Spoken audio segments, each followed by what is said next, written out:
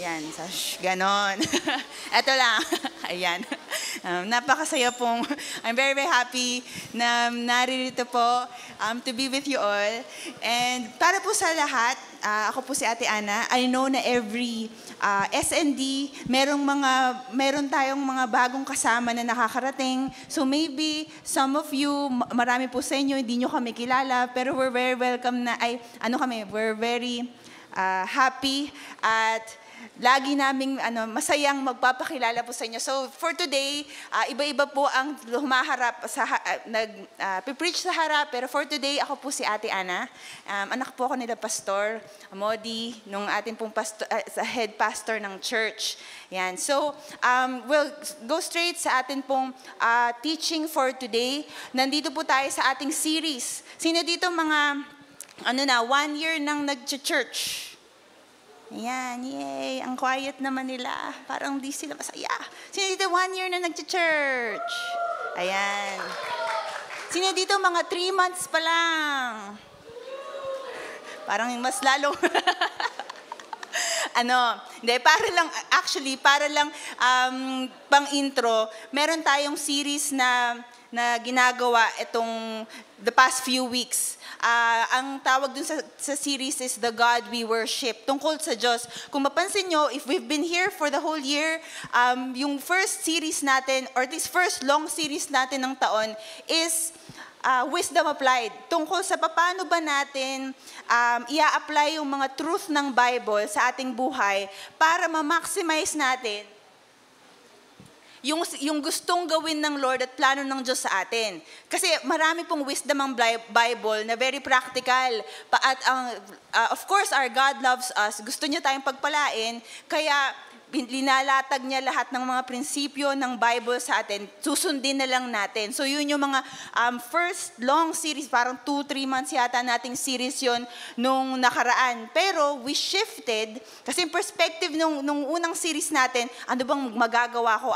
Paano ko ba ito i-apply? Pero ngayon, tungkol naman sa ating Diyos, ang nag-shift ng ating attention from what can we do to what God does. Who He is. Yung focus natin para makita yung hindi maging kasi pwede tayong mga Kristiyanong maging self-absorbed. So instead of just what we can do in life to be blessed, what God does, who He is, at yung pagpapakilala ng Diyos, pakikipagtagpo niya sa atin through this series, ang magdadala sa atin all the more para ma-encourage, ma-inspire na magbago, ma-transform, ma-feel ng Holy Spirit niya, at talaga makapamuhay as He has purposed us to live bilang mga anak niya. Mga kapatid, hindi lang po tayo churchgoers, we're Christians, we're disciples, we're children of the Most High God. So yun. So today, ang atin pong series is called God Reigns. Last week, the weeks before, God provides, God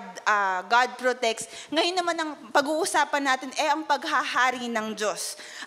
Siguro marami po sa atin, marami tayong questions at curious tayo tungkol dito, yung paano ba naghahari ang Diyos, lalo na sa mundo natin. Ngayon sa Pilipinas lang na maraming mga issue na lumalabas at sumusulpot sa ating sa gobyerno, sa nature, etc.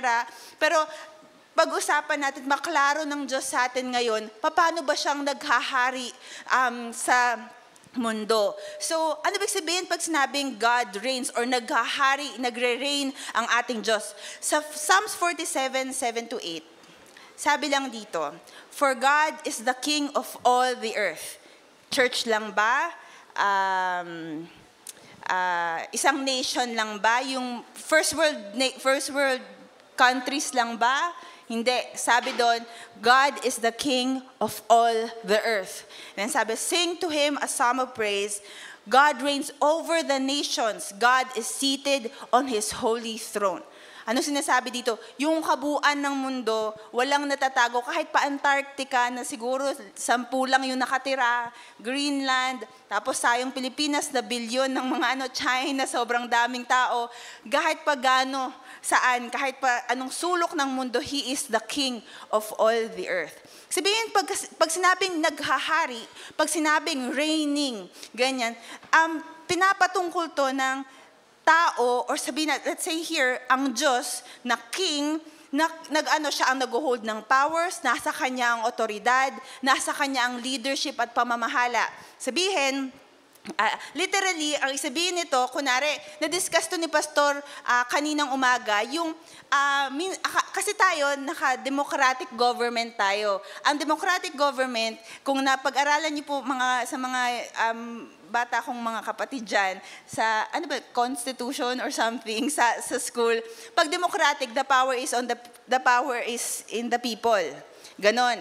Ang kingdom ng God, hindi ganon. Ang kingdom ng God, para siyang monarchy. Pag siya ang king, siya ang judge, siya ang lawgiver. Ang nagsabihin nun, sa kanya ang whole power. Sa kanya ang pamamahala, sa kanya ang pag-set ng lahat ng rules at ng law, siya ang nangangalaga. Pag may sinabi siya, nangyayari instantly. So ganon, sa kanya ang absolute authority and power at rule. Ganito. So, ngayon, pag sinabing God reigns, siya yung actively namamahala sa kabuuan ng mundo. Pwede rin, pwede rin on the other side, sabihin ng God is reigning, kumbaga parang, yung mga,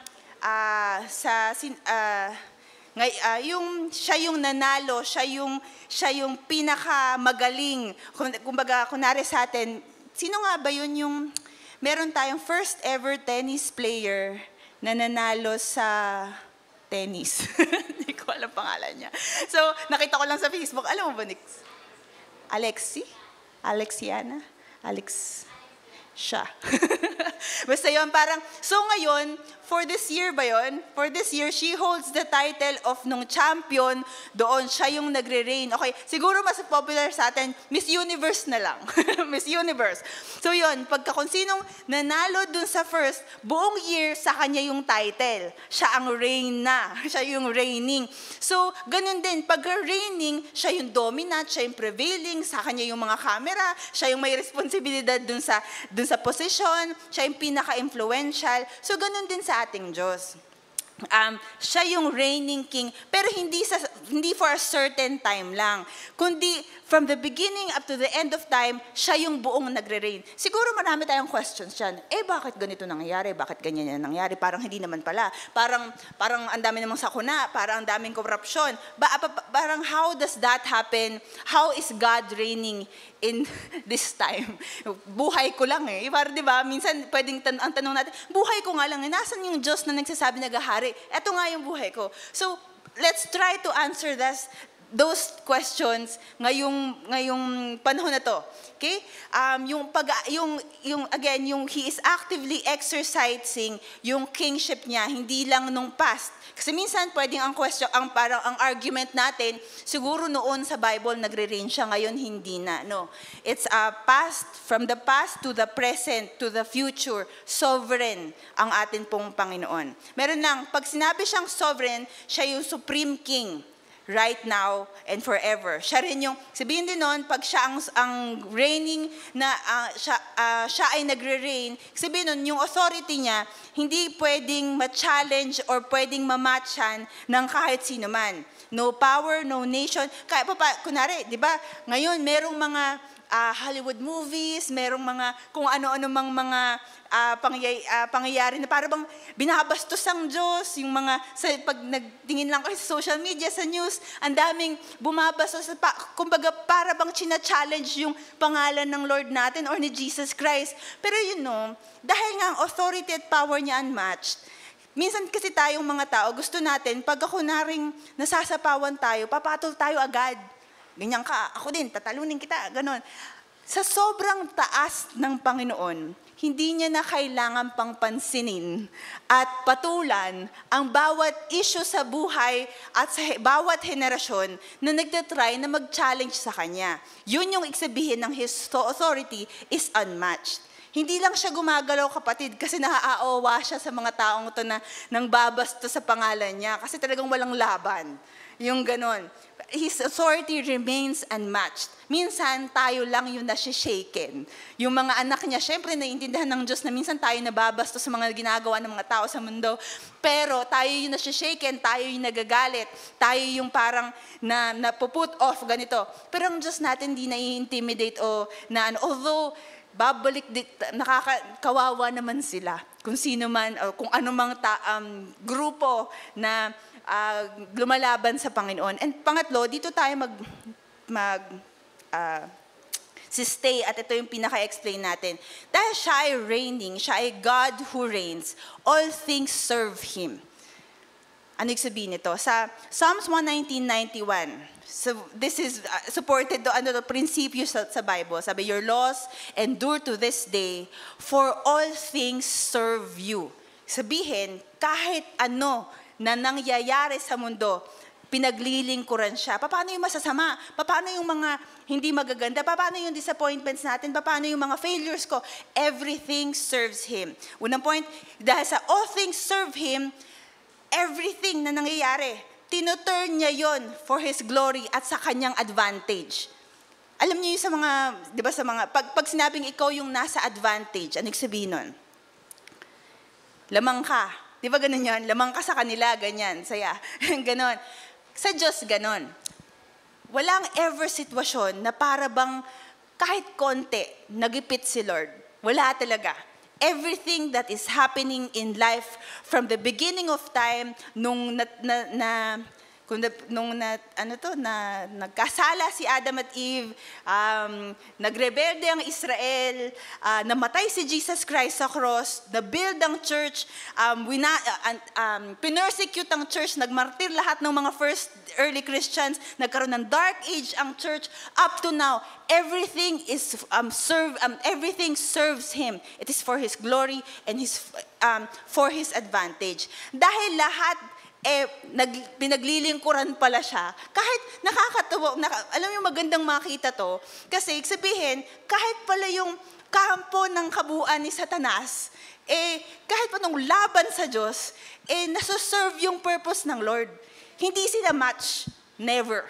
Okay? So everything serves Him. Sabi sa Psalm 76:10, human defiance. Ito, yung paglaban daw ng tao. Human defiance only enhances your glory, for you use it as a weapon. Kahit sinong kumakalaban sa Kanya. Kaya ang Lord, hindi siya lumalaban heads-on. Kasi walang ever naging challenger. Nagigets niyo ba? Pag challenger, kahit papano, may challenge. Kay Lord, wala.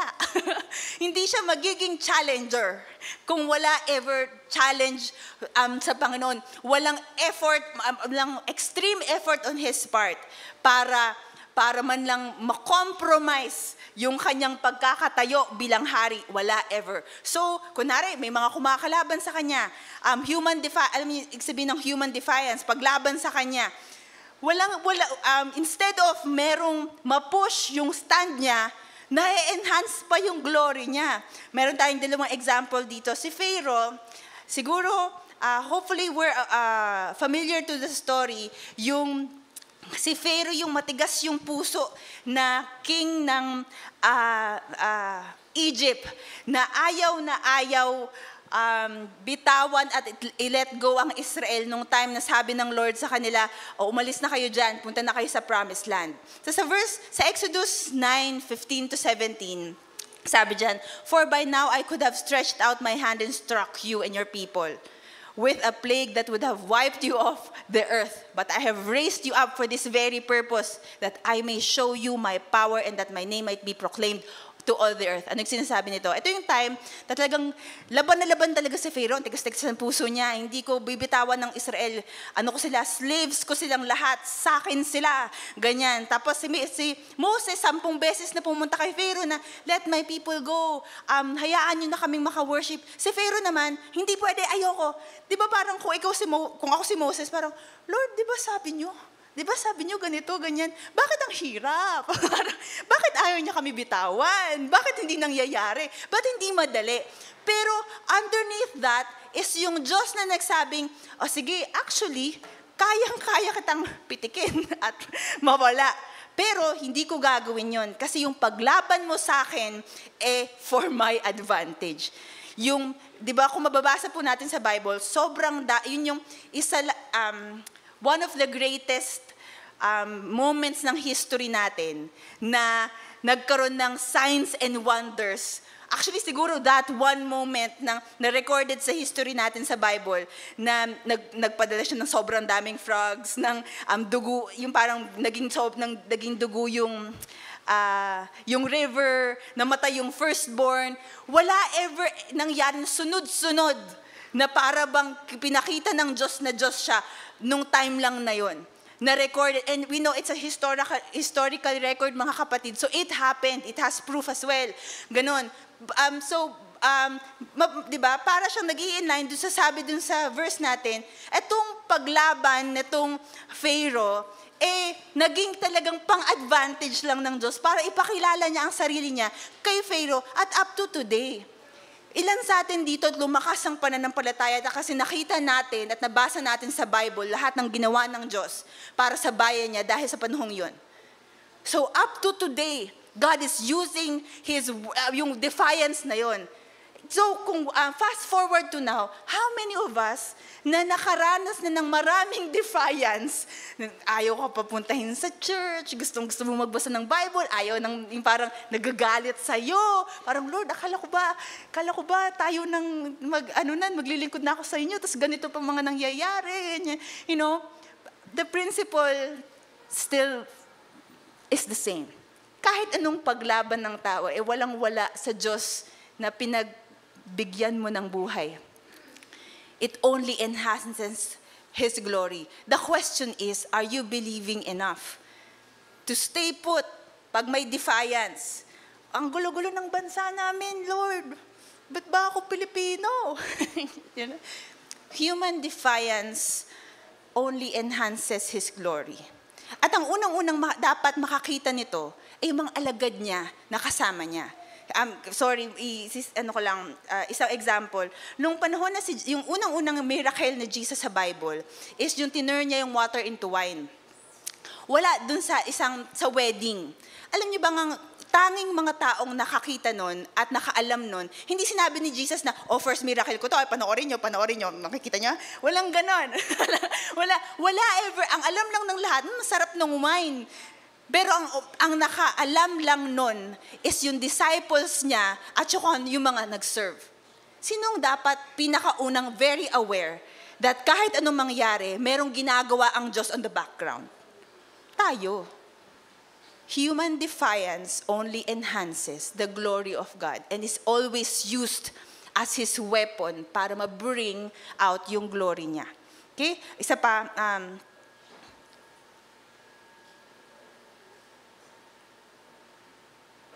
so yon, isa pang example nito sa Acts 2:23-24. Itong hallmark, parang pinakamatatag na example na ginamit ng Diyos ang laban na laban na kilos ng kaaway. So basahin ko lang, sabi dyan, the man has handed over to you by God's deliberate plan and foreknowledge, and you with the help of, sila Peter ine-explain na sa mga tao yung kung paano napako si Jesus Christ sa cross. Ito yung passage na to. So nag-e-explain si Peter sa mga tao, sabi, so this man, si Jesus, was handed over to you by God's deliberate plan and foreknowledge, and you, with the help of wicked men, put him to death by nailing him to the cross. Kayong mga Pharisee at lahat na mga selfish na mga tao, dinala niyo ang Panginoon namin sa krus. Namatay siya dahil sa inyo. Pero ang sabi dito, but God raised him from the dead, freeing him from the agony of death, because it was impossible for death to keep its hold on him. Nung panahon na yon na namatay po si Jesus Christ sa cross, akala, 'di ba, may moment na mga ilang araw na discouraged lahat ng mga alagad ni Jesus Christ. Namatay. 'Di ba, nawala. Lahat ng inaasahan nila nag-shatter, ganyan. Bakit yung lahat nawala si Jesus Christ eh? Merong mga tao na seemingly naging mas malakas kay Jesus na nadala siya para ipako sa krus. It's hindi siya unthinkable siya dun sa mga alagad na nagtitiwala sa ating Panginoon. Kasi nag-miracle si Jesus, rinaise niya yung mga people yung mga tao sa kamatayan, pinakain niya yung maraming tao. Tapos ngayon, merong yung mga Pharisee na patay siya. Hindi ba? Para bang may kaaway si Jesus na nanalo sa kanya at that time. Kasi tayo, klaro sa atin, para sa ating lahat yun eh. Pero ano sabi nga doon sa verse 24, God raised him from the dead. Buong planong yun, plano pala ng Amang Diyos para iligtas tayong lahat. Ngayon, kaya tayo nandito, kasi merong ilang tao noon na galit kay Jesus Christ na gusto siyang papatay. At dahil yung taong yun na gusto siyang ipatay, nag-succeed sa plano niya, may church na today na tumatayo at nandito tayo to receiving eternal life and His plan. Human defiance only enhances His glory and is used as a weapon. So kung look back tayo mga kapatid, tingnan nyo lang buhay natin. This is the same verse. Kahit pa anong paglaban sa atin, personally sa atin, sa gobyerno natin, sa kung sino mang ayaw kay Lord, human defiance only enhances His glory and is used as a weapon. Panghawakan po natin yan. Okay? Isa pa, just because a population does not recognize Him. Kunwari, may isang malaking populasyon na hindi siya kinikilala, tinitingnan siya bilang isang heresy na religion lang, does not mean He stops being sovereign king. Alam nyo, isa sa proof na nagre-reign si Lord sa lahat, kahit sa mga ayaw sa Kanya, buhay pa din sila. Satan can't give life. Yung kaaway, cannot. 100%. Walang kakayanan ng tao, ang kaaway maglabas ng buhay sa lupa at mag-keep nito. The only reason we're alive, even the people who do not know God, even those na mga masasamang gusto na nating mamatay, yung mga sorry, masyado naman yun. Gusto nating maparusahan na lang. Sorry, maparusahan sila. Ganyan, kung ano man. Lahat ng yun, kaya sila buhay pa, kasi nagahari at mahal ng Diyos lahat. Kunwari, sabihin ni Lord, sige na nga, hindi na ako maghahari sa'yo. Wala na yun. Patay. Negative. Wala na. Kasi ang air kay Lord, ang water kay Lord, ang pagkilos ng lahat ng blood vessels mo sa katawan, si Lord yan. Yung pagpump ng heart mo, ng tuloy-tuloy hanggang sa end ng buhay mo, simula pagkabata mo, si Lord yan. Yung pag-function ng brain mo, para merong maisip at merong mailabas na mga ideas, si Lord yan. Matulog ka, gumising ka ulit, si Lord yan. Lahat ng yon, si Lord. So the only reason why everybody is still alive, whether masama at ayaw sa Kanya at nagmamahal sa Kanya, kasi ang Diyos natin na mapagmahal is naghahari, mga kapatid. Okay? So yun yung pagre-reign. Okay? Yun nga lang, iba lang siya maghari, iba lang ang paghahari ng Diyos pag sa Kanya na talaga. May difference sa paghahari na ang Diyos dun sa mga taong hindi sinusuko ang buhay sa Kanya, dun sa mga taong sinuko na ang buong buhay sa Kanya.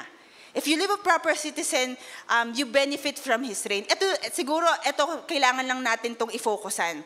Kasi ako very passionate ako talaga na makita sa buhay nating Kristiyano the difference between, sinabi sa Bible, the difference, merong linya daw na difference between the righteous and the wicked. Iba ang buhay ng matuwid. Iba ang buhay ng anak ng Diyos. Iba ang damdamin ng anak ng Diyos. Iba ang way of life ng anak ng Diyos.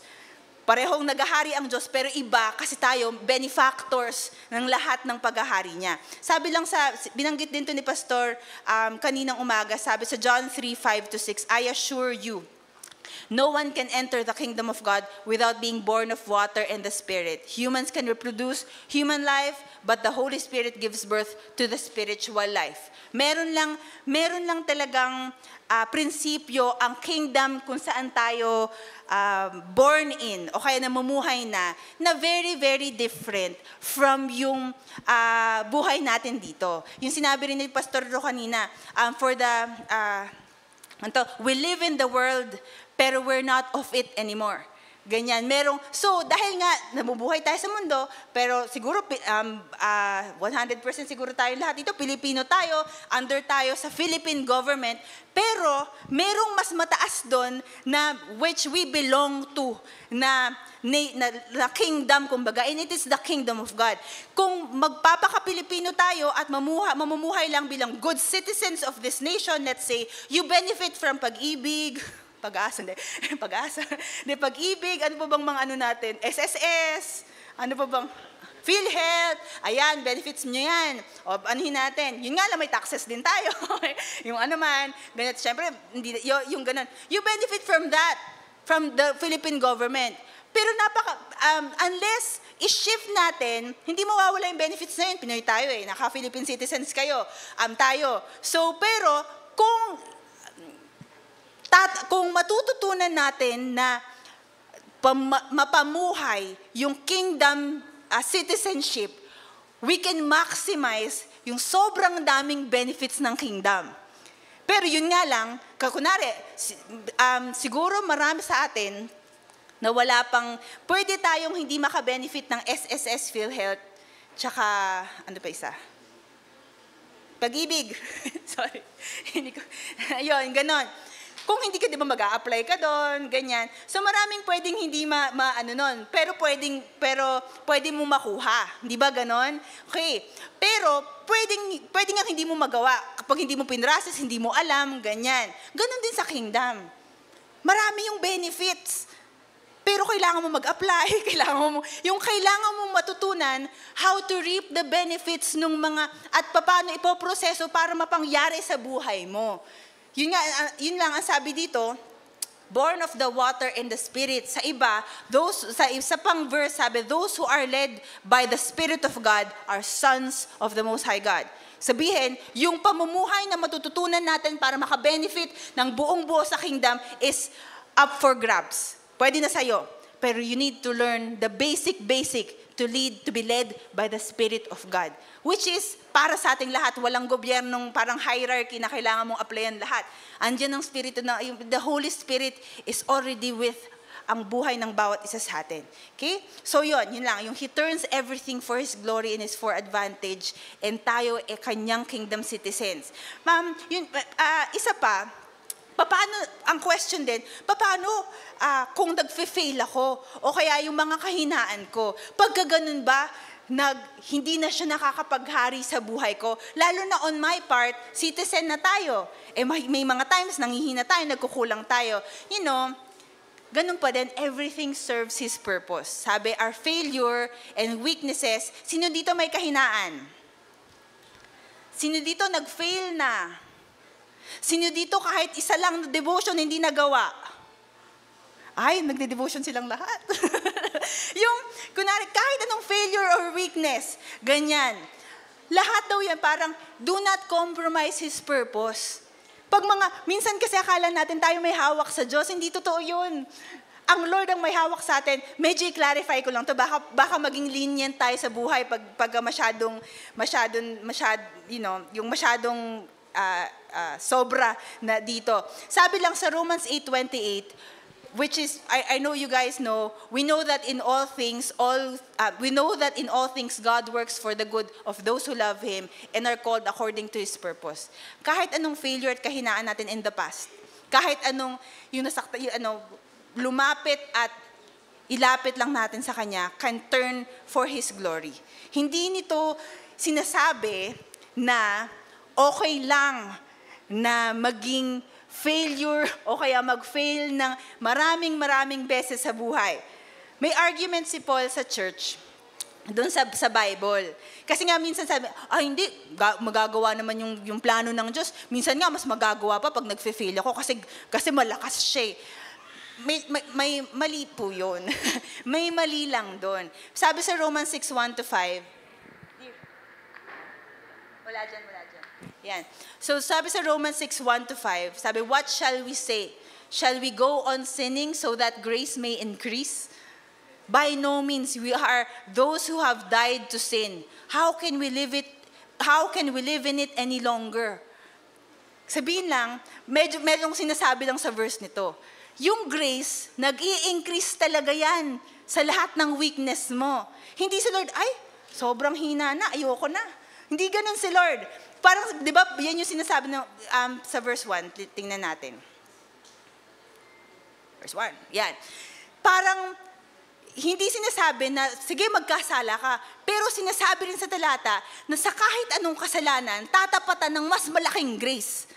Di ba ganun yung sinasabi? Hindi lang, pero yung attitude ba, hindi mo pwedeng gamitin yung truth ng Lord at yung biyaya at power niya na ganun naman pala ang grace. Eh di magkasala na lang tayong lahat. So hindi pa rin ganun. Okay? Pero just at any time na may kasalanan, may kahinaan, may pagkakabagsak sa kahit anuman, may biyaya ang Diyos na sumasalo at pumupuno sa kahit anong nawala. Naintindihan niyo ako mga kapatid? Ang pamamahala niya kakaiba. Parte ng pamamahala ng Diyos na ganun siya. Okay? So may example, ilalagay ko lang yung mga examples ng mga imperfect people sa Bible na kahit sobrang imperfect nila, ano pa din, hindi na shaken yung paghahari ng Diyos. Actually, itong babanggitin ko sa inyo, ito yung lineage ni Jesus. Ito yung mga ninuno, lahat ng mga ninuno ni Jesus. Okay? Ayun, so first si Abraham. Si Abraham, nagsinungaling siya, nag-doubt siya sa promise niya, nagkaroon siya ng isa pang anak kaysa dun sa anak ng promise. Si Jacob, deceiver siya, dinaya niya yung tatay niya, pero still siya pa rin yung pinanggalingan ng 12 tribes. Si Judah, yung 'di ba kung naririnig niyo yung sa song Lion of Judah, kasi si Judah ang descendant ni Jesus Christ. Si Judah, paano ko ba he slept with yung daughter-in-law niya. Yung sumiping siya dun sa daughter-in-law niya. Kasi akala niya prostitute. Pero siya pa rin yung pinanggalingan ng Messiah. Si Tamar yung sinipingan ni Judah na daughter-in-law. Okay? Isipin niyo medyo lolo na si Judah nito. Si Tamar, bata pa, namatayan siya ng asawa na mga anak ni Judah. So si Judah sabi niya, ayoko na itong ibigay sa mga anak ko, baka mamatay sila. Yun nga lang, siya pala basta yung ganon. So si Tamar, siya yung nag-disguise na prostitute. Pero still, siya yung pinanggalingan pa, siya, descendant siya ni Jesus. Si Rahab prostitute din. Si Ruth Moabite, hindi siya parte ng bayan ng Israel. Si David na tinawag na man after God's own heart, nag-commit ng adultery. Tapos tapos pinatay pa niya yung servant niya. Si Bathsheba na pinagkomitan ng nandiyan pa ba kayo, guys? Patapik naman dun sa katabi. Sabi mo na, nandiyan ka pa ba? Ayan. Sabi niyo may history lesson tayo, makinig ka. Sabi mo may quiz mamaya. Magpapas ng paper, kailangan tayo. Bawal cheating. Okay. Sige. Naalala niyo, sino yung una? Sino pala? Joke lang. Okay, so yun. Si David, si Bathsheba, si Solomon, si Manasseh, hindi ko na itutuloy-tuloy. Pero lahat ng to, ang daming failure sa buhay. Pero sila yung mga lolo ni Jesus Christ. Lahat sila pinanggalingan ni Jesus Christ. Hindi tinanggal sa kanila lang agad-agad. Lahat sila. So what is our life that is so imperfect for God not to use? Hindi ba? Meron ako sa Psalms 119, 176. Sabi dyan, I have wandered away like a lost sheep. Come and find me, for I have not forgotten your commands. Devotion ko to kanina umaga actually. Tapos na-realize ko lang, kahit pala sumusunod tayo, may mga panahon din talagang na may tendency tayong pwedeng mawala. Pero ano sinabi dyan? Lord, babalik ako sa'yo. Hindi. Sabi dyan, Lord, hanapin mo naman ako. Na-pray nyo na ba yun? Minsan kasi di ba parang dapat ikaw dapat okay ka't lahat, ganito. Pero ano pala, pwede, share ko sa inyo devotion ko. Pwede mo pala talagang ipag-pray na, Lord, ito yung season ko na lutang ako, nawawala ako, wala ako sa witcho, mahina ako. Pakihanap naman po, come and find me. So again, ang weakness at failure, different siya sa rebellion. Different siya sa sobrang hindi ka sumusunod, katulad nung nangyari kay Saul. Pero ang weakness at failure, pwede talagang gamitin ng Diyos for His advantage para, di ba, His grace is sufficient for you, for His power is made perfect in all your weaknesses. So yun. At pinaka-lastly po, ito yung isang pinaka-last point natin. He will allow only as much as it serves His purpose. Walang nagsislip off kay Lord na, ay, may naging sakuna, ay, hindi ko nakita, ay, ganun. Walang ganun kay Lord, ay, nakalimutan ko, natulog ako today, hindi ko nagawa, ganito. Walang ganun kay Lord. Merong kung kilala niyo si Job, sa Job 1:9-12,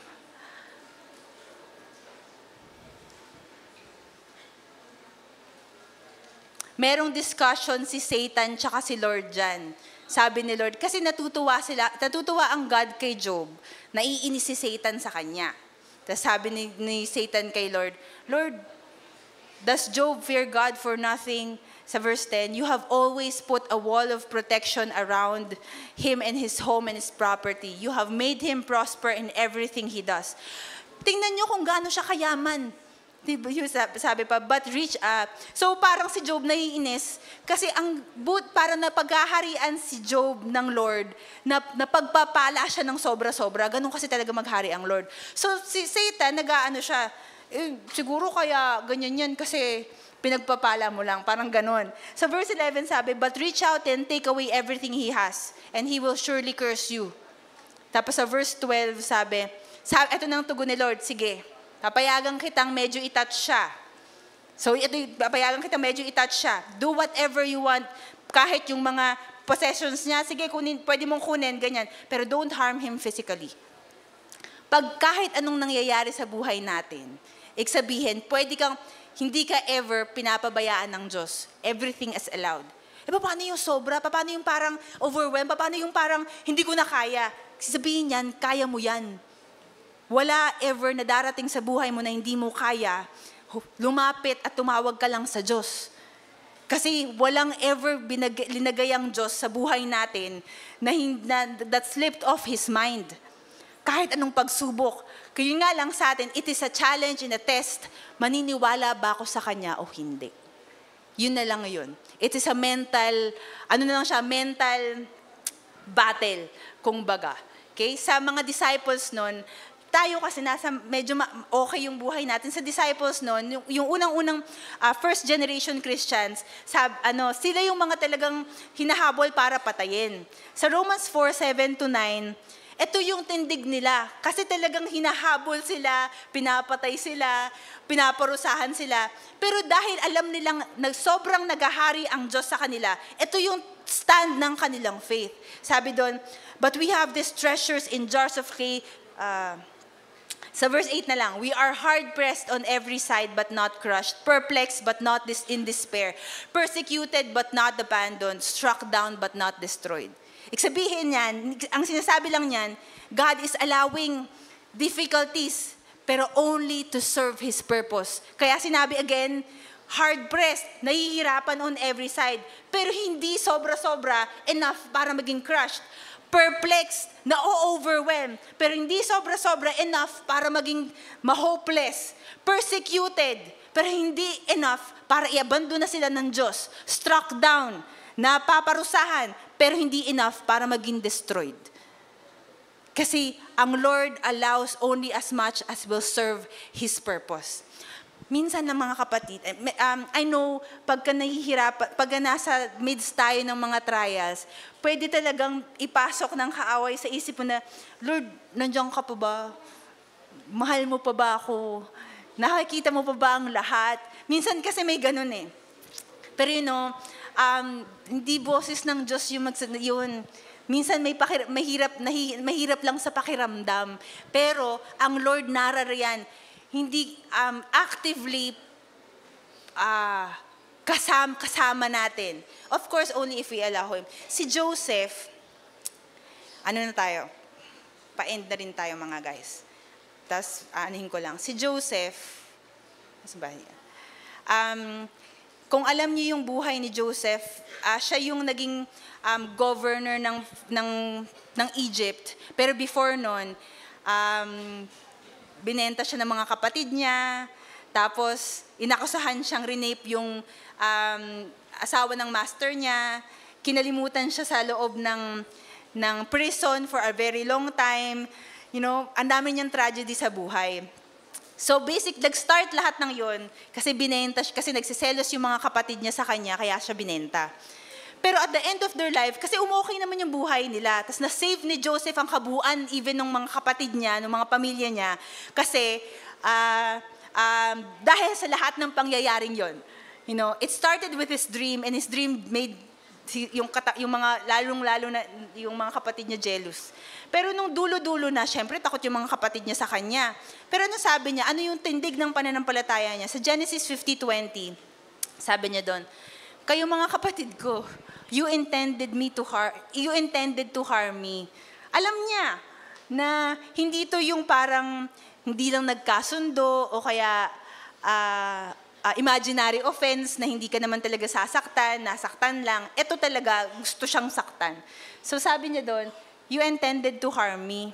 Pero sabi, but God intended it for the good to accomplish what is now what is now being done, the saving of many lives. Ang question ko dito, Lord, mahal niyo naman si Joseph. Bakit naman hinayaan yung ganong kasobra-sobra lahat ng mga pangyayari niya sa buhay?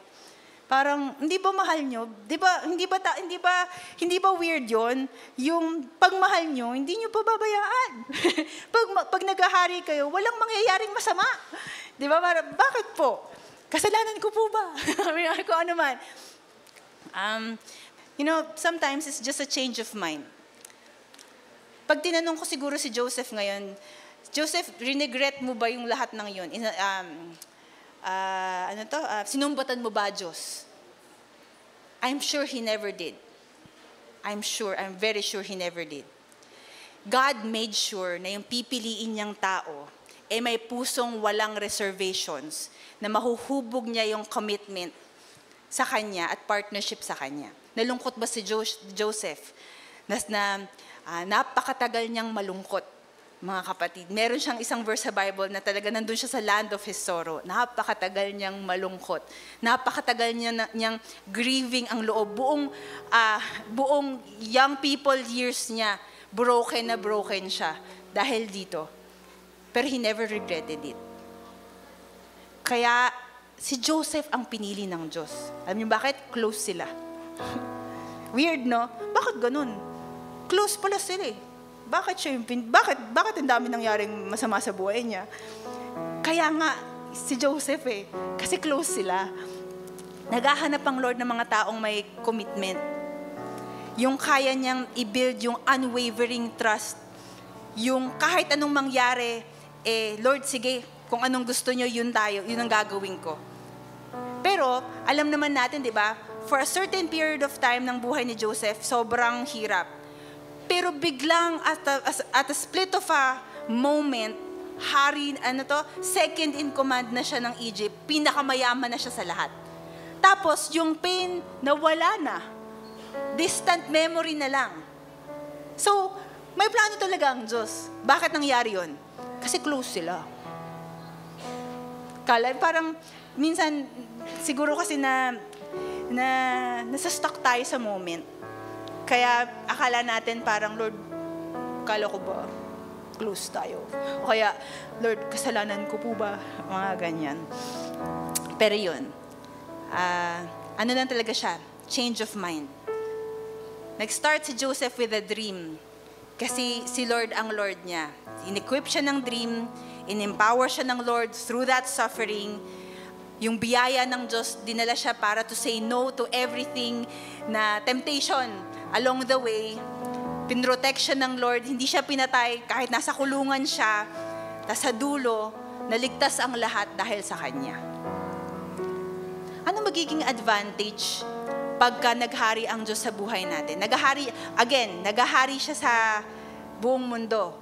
Pero anong difference pag yung bayan niya, yung church niya, inalaw fully na siya ang maghari? Iba kasi yun, yung actively siya ang maghari. Unang-una, ang unang ibibigay sa'yo ng Lord, pangarap niya you will be called a co-laborer. He will equip you with a godly dream. Pero yung buhay mo, 'di ba, sabi kanina, may eternal life ka na. Alam niyo yung sabihin ng eternal life for me, in my perspective? Eternal life is legacy.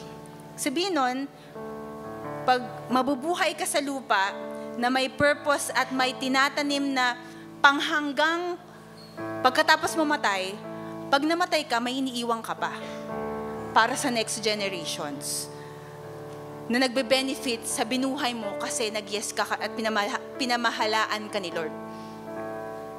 Saan galing yun? Sa dream ng Lord para sa lahat at ibinibigay niya sa kahit sinong pinamamahalaan niya. Ano yan? Benefit yan. Ano yan? Parang PhilHealth. Yun. Pangalawa, so, you will experience and live a glimpse of heaven on earth. Ano sabihin nito? Bago ka pa pumunta ng langit, may parang, naranasan niyo na ba yun sa worship? Sa devotion? Hindi siya comparable sa kahit anong mabibili mong high-tech na kahit ano. Yung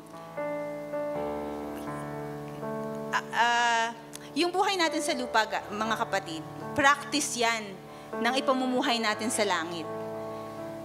Yung buhay natin sa lupa, para bang inaano ng Lord, tinetrain niya na tayo. Kung gaano kahaba yung years natin dito, tinetrain niya na tayo, tsaka fina-fashionan niya tayo para sa pinakabuhay talaga natin. Akala kasi, pwede bang kailangan ng medyo baguhin ng isip. Akala kasi natin, this is it. Itong buhay ko sa lupa, I only live once. Kailangan lubos-lubosin ko na. Ganyan. Did you know that this is a practice only? Ang totoong buhay, after nito, practice pa lang to.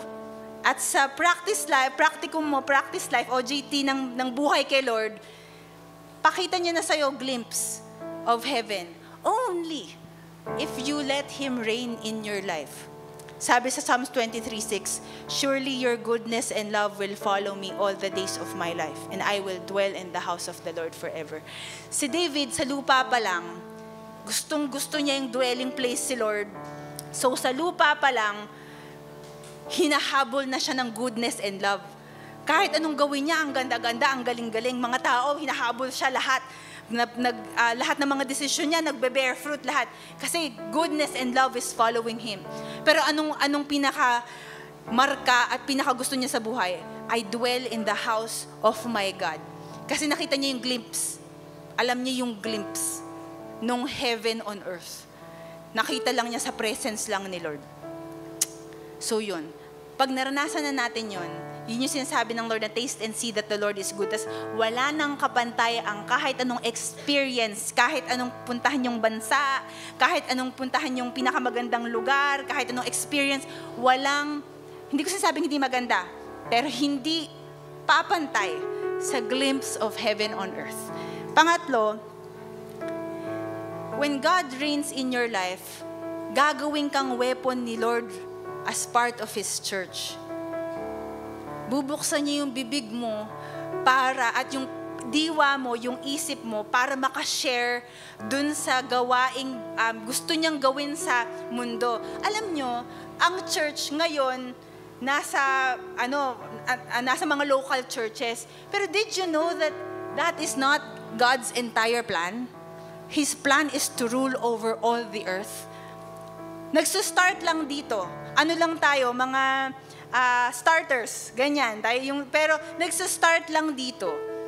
Usually, kasi marami kasi sa mga tao gusto lagi, yung kunwari malaki na, doon na lang papasok, doon na lang sasali pag malaki na, pagka sikat na, pagka tried and tested na. So, ang Lord naghahanap ng mga makikishare sa Kanya sa pasimula. From the first church 2,000 years ago up to now, merong mas malaking plano. And it's not contained in a religious building, in an every week Sunday service, para maging masaya tayo sa 2-hour moment ng worship. Pang-apat, pag tayo nakiisa ng buong buo sa paghahari ng Diyos, you will be raised in glory. serving His purpose. Hindi niyan, walang kumpara yan. Pipili ka kasi, gusto mo mag-serve kay Lord, tapos, minsan mahirap din, pero magaan sa loob. Minsan may sakripisyo sa'yo, pero sure kang panalo, o gusto mong problemahin lahat ng problema mo. Lahat ng mga, minsan, di ba, naiiwan natin si Lord dahil sa lahat ng yon. Alam niyo bang, hindi na-o-offend si Lord. Nalulungkot lamang siya kasi hindi ka makakashare sa glory niya sa ganon. Okay? May advantage ang paghahari ng Diyos. Hindi lang pero kailangan lang natin talaga buong hintayin. Ito lang ang mga suggestion ko sa atin para talagang, kasi hindi to one time, big time na, oops, naghahari na si Lord sa akin, poof, maganda na lahat, okay na lahat, ganito. Hindi siya one time, big time. Commitment siya na kailangang maitatag. Pero may mga bagay sa buhay natin na kailangan nating ayusin tsaka tigilan, i-refine sa attitudes natin. Ito lang yung ilan na babanggitin ko sa atin. Ano ba yung mga para lang fully malayang makapaghari si Lord sa atin.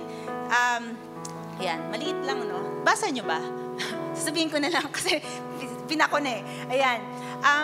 Kailangan ng change ng isip natin sa lahat ng sitwasyon at sa pananaw natin sa buhay para makapaghari si Lord sa atin. Unang-una, kailangang matuto tayong hindi nakadwell sa past. Sa papaanong paraan? Stop regretting and resenting anything. Ang regret, sana kasi ganito eh. Kung ganito lang nangyari, di maganda sana. Yung mga yung mga sana, tapos alam niyo yan, pinipigilan natin si Lord na i-build ang present mo for your future. Pagka laging may hawak sa'yo yung sana, yung kung ganito na lang, ganito yung nangyari, kung siya ginawa niya yun, kung galing ako sa ganitong magulang, kung minahal ako nito, ganyan, it fills your days, and it builds your future, and it brings you hopelessness. And wala kang parang yun ang hinaharap mo sa lahat. You just have to stop that. You know? Sabi ng Lord sa Bible, I am giving you a hope in a future, a full life. Full life. Kailangan ng buong effort tsaka ng focus mo para dun sa full life na yon. Kung ikaw lagi na, sana lang ganito, ganyan kasi siya, hindi mo siya it divides yung paglakad mo dun sa future at paghahari ng Diyos sa buhay mo. Pangalawa, minsan pag marami tayong regrets, minsan pag marami tayong resentment, pumapasok yung paninisi. Alam niyo bang hindi pang kingdom people ang blaming? I'm sorry. I'm very sorry po.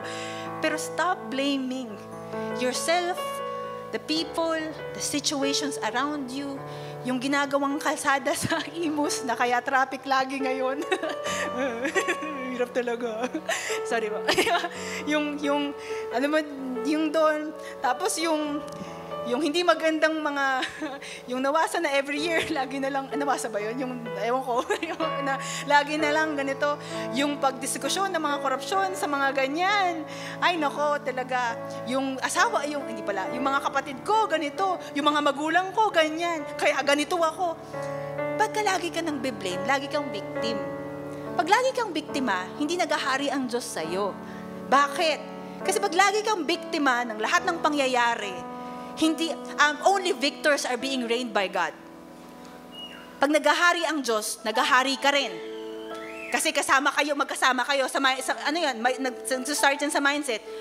Ang victor never blames. They never blame.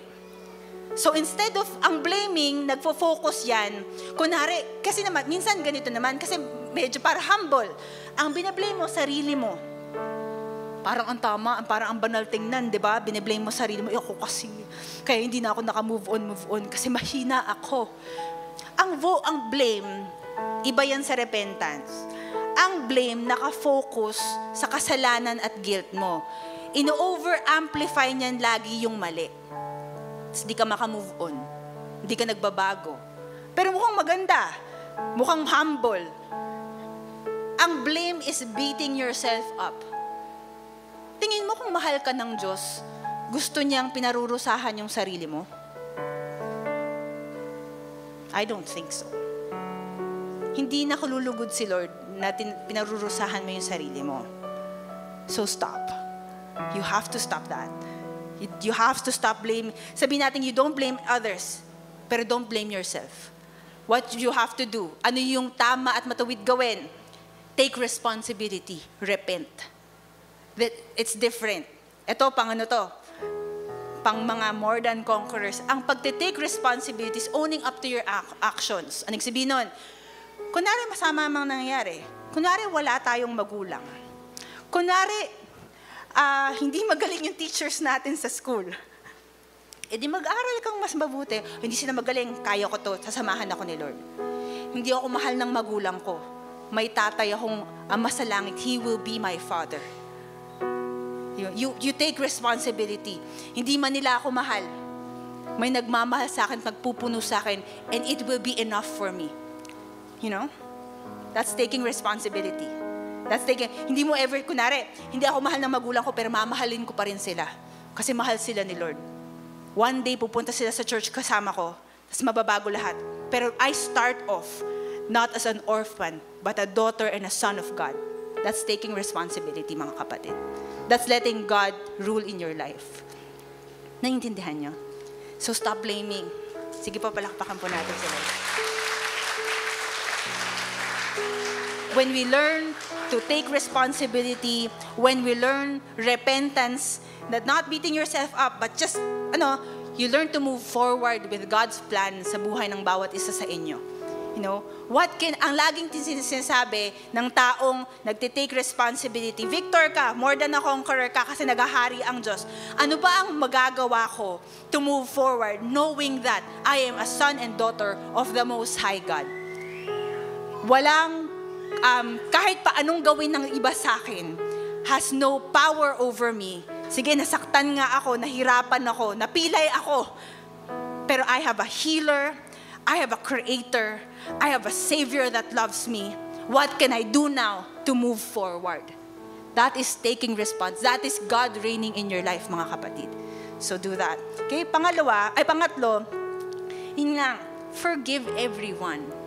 Isa sa mga sobrang kakapit sa inyo is yung kawalan ng kakayanan ng pagpapatawad.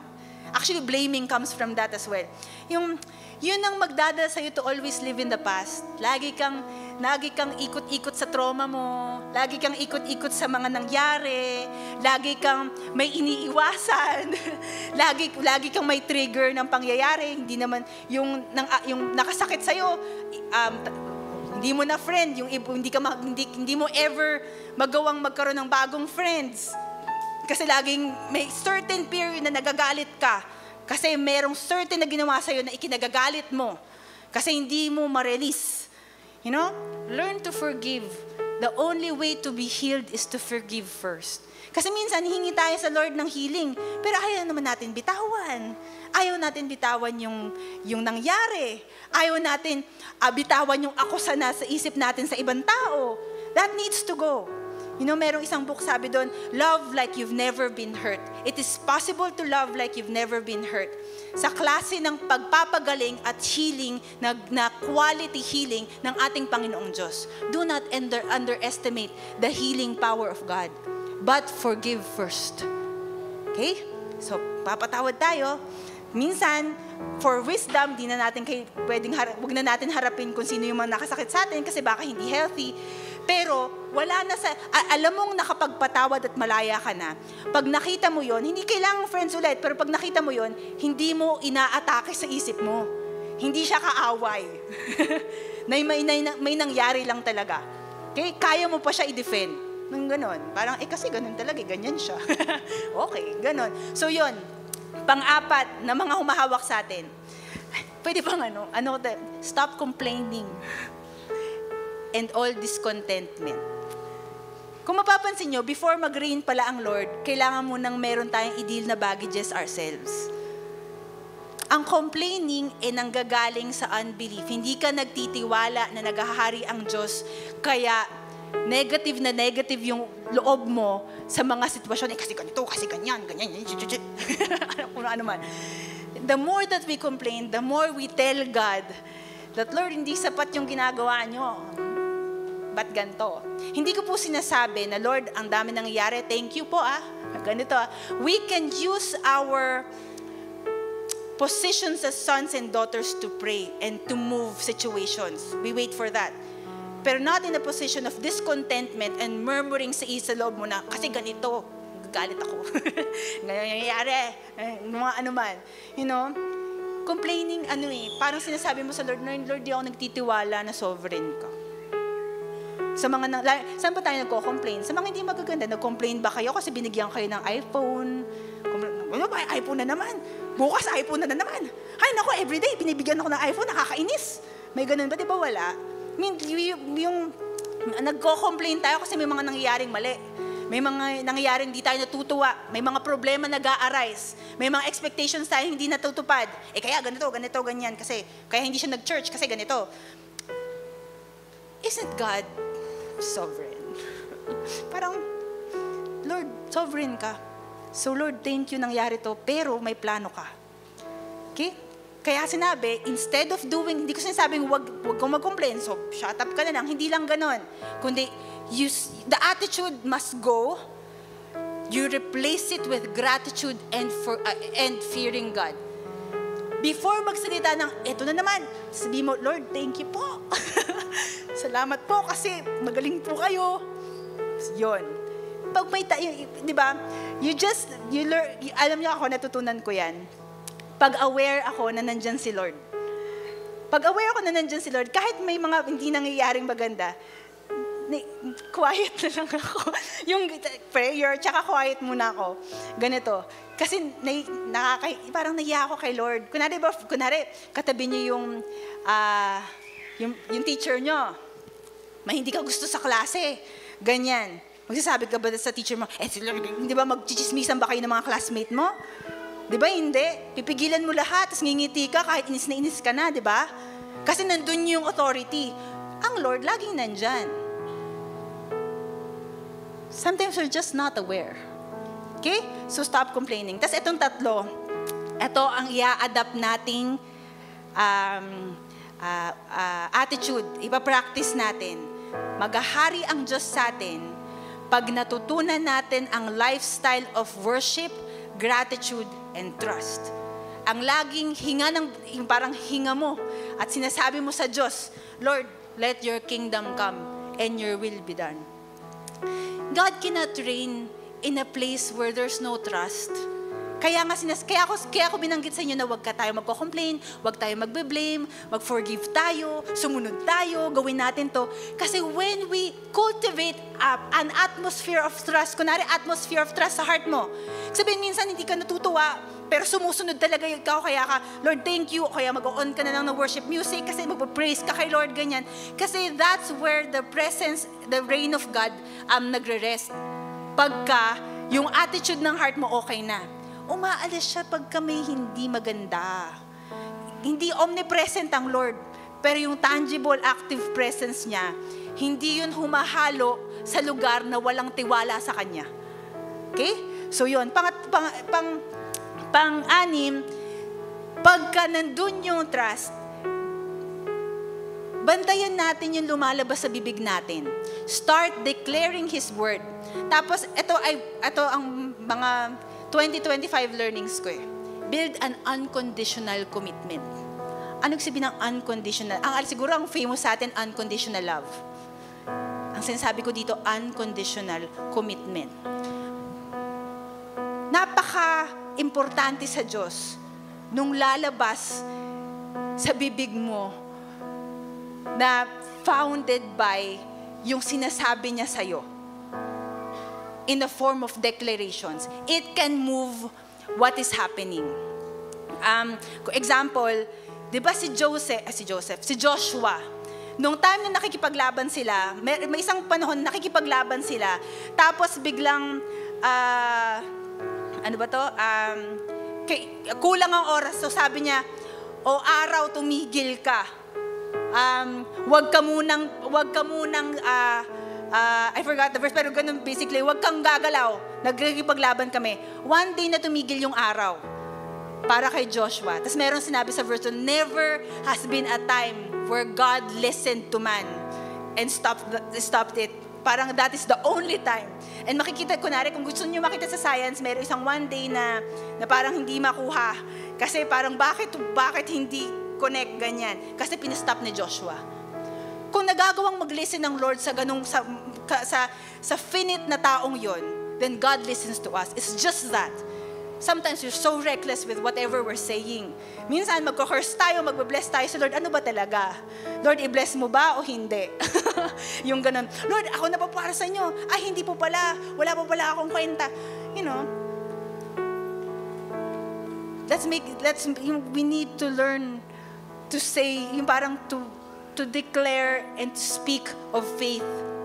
Pero yung pangalawa, unconditional commitment. Ano po ibig sabihin ng unconditional commitment? Walang kondisyon. Minsan kasi, hindi man natin sinasabi, ang commitment natin sa Lord, Lord, pag pinagpala mo ako, sa inyo na ako. Paano pag wala? Pag okay ang lahat sa'yo ko, paano pag hindi? Pagka binigay niyo yung gusto ko, gagawin ko ang lahat sa inyo, paano pag hindi binigay? Hindi na tayo susunod? Hindi na tayo sa Kanya? Paano yun? Paano ako, Lord? Kahit ano pa, kahit mawala ang lahat, gusto ko yung commitment ko sa'yo ko, susunod ako, kung saan mo ko gusto, dyan ako. Kung wala ka dito, sasandun ka, dun ako. Kung mahirap minsan, edi sige. Kung alisin mo yung ganito, sige. Pero what I know is, the love of God is, yung parang, ang confidence ko, mahal ako ng Diyos. Kahit anong mangyari, hindi niya ako pababayaan or iiwan.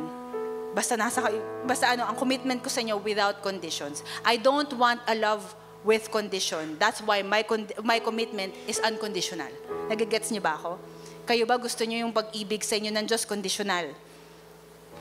Paano pag hindi na ako okay? Hindi na kita mahal, sabi ni Lord.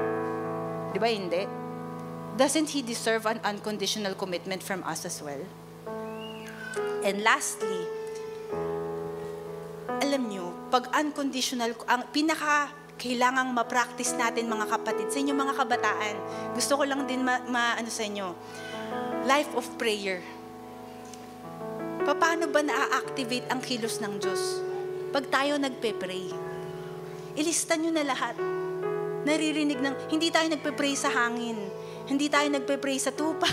O kaya, di ba, yung mga Buddhist nga, yung mga Hinduism nga, nagpe-pray sa, ano ba tawag doon yung sa Hinduism? Nagpe-pray sa baka, At saka mga, naglalagay pa ng insenso doon para, tayo pa na may totoong Diyos. Di ba? Na tumutugon talaga, maghihintay na lang tayo. We just really need, the more you pray, the more you understand and know who your God is. Alam nyo kung bakit minsan di natin kilala ang Diyos? Alam nating makapangyarihan ng prayer pero hindi tayo nagpe-pray. Yung ganun lang. Parang we treat prayer as a second option. Tayo yung mas malakas. When we learn to depend on God in such a way na hindi tayo pwede mag-move nang hindi natin napagpe-pray, makikita nyo, made-develop ang buhay nyong makapangyarihan. Talagang yung carrying. Pero ang prayer natin, Lord, kung paano sa langit, as it is, Lord, on earth, as it is in heaven. Bakit ganun ang prayer? Bakit ganun kailangan ng prayer natin? Kasi di ba binibigyan tayo ng glimpse ng Lord ng heaven? Bakit ganun? Bakit niya ibibigay yun? Para hintayin natin sa langit? Hindi.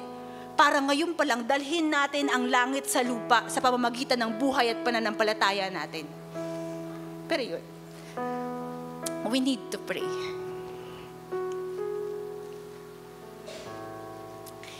May dalawang verses na lang po ako, tas okay na tayo. Sabi lang sa Psalms 37, 28-31, the Lord loves it when He sees us walking in His justice. He will never desert His devoted lovers. They will be kept forever in His faithful care. But the descendants of the wicked will be banished. Sabi dyan, the faithful lovers of God will inherit the earth and enjoy every promise of God's care, dwelling in peace forever. Yung lovers of God makes the best counselors. Their words possess wisdom and are right and are trustworthy. The ways of God are in their hearts and they won't swerve from paths of steadfast righteousness. Sabi lang doon, yung faithful lovers of God daw will inherit the earth. kahit saan pa, kahit sino pa kayo, we are inheritors of so much. It just takes faith. I invite you to a faith in God and to nurture, to make your faith the most important. And lastly, isa pang verse, paano ba makakapaghari ang Panginoon sa atin? Sabi dyan, here is a trustworthy saying, if we died with Him, we will also live with Him. If we endure, we will also reign. Sabihin, reigning with God is sharing everything sa Kanya. You share the cross, you share the crown. You share yung suffering niya, you share yung paghahari niya. Hindi pwedeng paghahari lang. Kung ang cross natin, hindi na tayo ipapako. Hindi tayo ipapako sa krus. Pero ang cross natin ay pagtanggal ng dati nating desires, pag-ayos ng faith natin, kaya may mga hirap tayo. Pagsunod lang natin all throughout. Pero when you wear the cross, para makapag-reign kasama ng Lord, you wear the cross and the crown together. Okay? Okay. So, hinihintay ko lang po talaga na ako personally, I'm really praying and hoping and waiting for God to bring the 21st century church. Yung all nations church. Every tribe, every kingdom, every tongue to wear the cross and the crown. Talagang kaya na yung ganun. Para makita natin na yung kunwari, ang church sa Pilipinas, makita natin na umaayos na yung mga kalsada, kasi mga Kristiyano, dinalagay natin sa gobyerno, kasi mga Kristiyano, mahal siya, hindi tumitigil sa pananalangin, yung mga ganon. Tapos sa iba pang mga bansa. Pero yun nga, you wear your cross, and you wear the cross and the crown together. So sige, let's pray. Ayun. Let's pray mga kapatid. And Father, patuloy po, marami pong salamat sa panahong ito.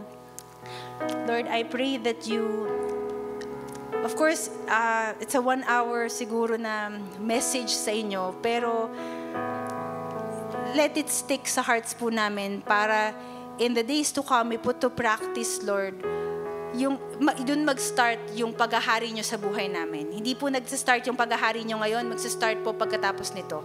Pero, ngayon po, hinihiling po namin at kinocommit po namin yung sarili namin at buhay sa inyo para po na malaya kayong makapaghari sa amin po, Panginoon. I just want to ask, sino dito yung mga, for the longest time, or first time yung hindi nyo na-realize yung hindi pala naghahari si Lord sa life nyo? Can I ask you to raise your hands? Yung na-realize nyo lang, Lord, kailangan kong maghari na kayo sa buhay ko simula ngayon. Meron ba sa inyo ngayon na ganon? Yan. Thank you for... Kasi, meron dito, thank you. Thank you. Thank you. I just want to pray for you. Yan. Patuloy po, Panginoon, pinagpipray ko rin po, Lord God, yung mga kapatid ko po ngayon na na-realize po nila na hindi pa kayo sobrang kumikilos at naghahari sa buhay. Parang hindi pa kayo sobrang involved. Pero right now, Lord God, we come to you po, Panginoon, at nilalapit ko po ang bawat isa, yung bawat isang nagtaas ng kamay, yung bawat isang kailangan po, Panginoon, na yung involvement niyo sa buhay, na yun nga po, come with them, yung bigyang lakas niyo po sila para po, Lord God, sa weeks to come, yung shift ng buhay na kayo na po, Panginoon, ang makapanguna and makita po ng bawat isa yung difference na kayo po ang naghahari sa kanila. Salamat po, Panginoon. Purihin kayo sa pangalan ni Jesus. Amen. Ayan. Meron ba ditong sa unang-unang pagkakataon nakarating sa SND? Pwede bang tumayo yung mga sa unang-unang pagkakataon nakarating sa SND? Ayan. Meron pa? Ayan. Sige, palakpakan naman natin sila. Actually, pumapalakpak kami kasi sineselebrate talaga namin yung life nyo. We also want na maranasan nyo yung buhay na kasama ang Lord Jesus. Siguro just after nito, yung mga nag-invite sa inyo, tsaka yung mga nag-invite sa inyo, meron lang silang i-share din. mas pag-explain kung paano talaga makakapag-reign or magkakaroon ng ma-establish yung relationship ng Lord sa inyo. I just want to pray. Pagpe-pray ko lang kayo ngayon. Very quickly lang pagpe-pray ko kayo. Father, bless niyo po, Panginoon, yung bawat isang nandito. Yung unang-unang beses nakarating sa SND, surely, Lord, right now, hindi po mistake na nakarating sila dito po, Father God. And we're praying, Lord, na mapakilala niyo po yung sarili niyo po sa kanila at makita nila yung purpose niyo po na napakalaki at makita nila na may Diyos na nagmamahal po, Panginoon, at namatay sa krus para po bigyan sila ng magandang buhay. You bless them in Jesus' name. Amen. Sige. God bless po, mga kapatid. Pwede na kayo umuha.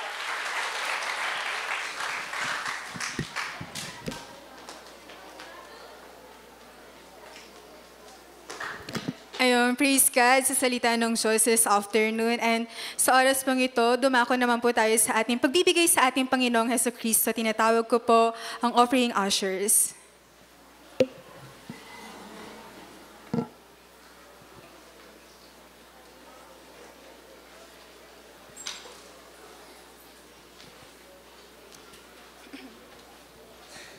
Ayan, let us pray. Let us thank God for this afternoon. Praise God, Father. Salamat po sa oras pong ito. Ibinigay niyo sa amin na makapagbigay sa inyo po, Father God.